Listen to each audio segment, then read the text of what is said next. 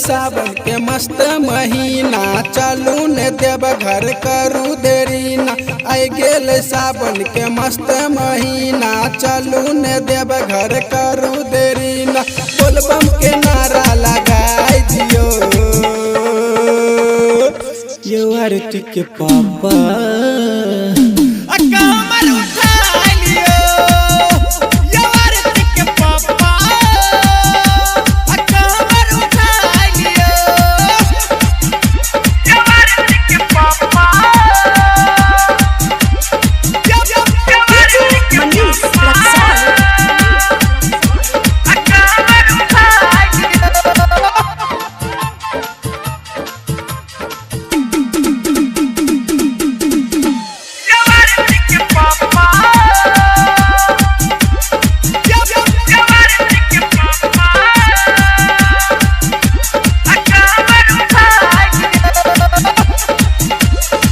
जाके तुसे सर गेरुआ कपड़ा ले ले आबू कीन के।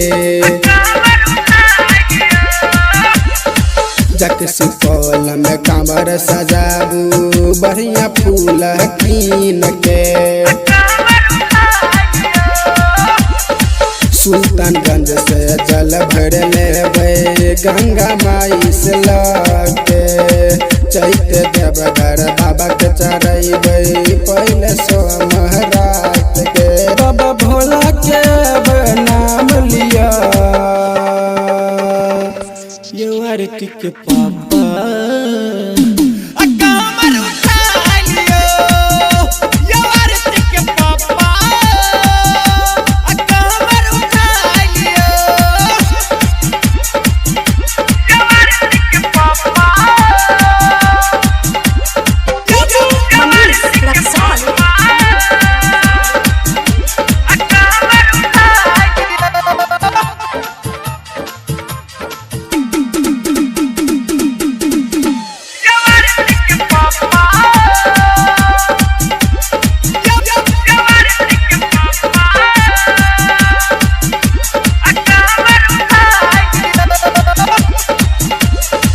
कह चले दीनानाथ दिलबर मिल बाबा धाम में।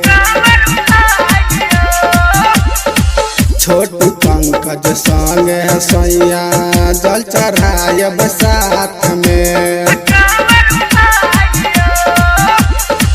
कह चले हुकुम धर्मेंद्र मिल बाबा धाम में।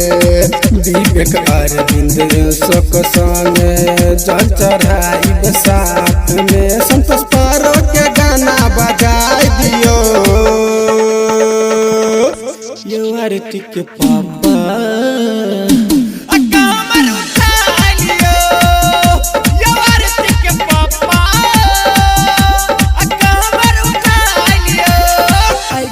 सावन के मस्त महीना चलू ने देव घर करू देरी ना।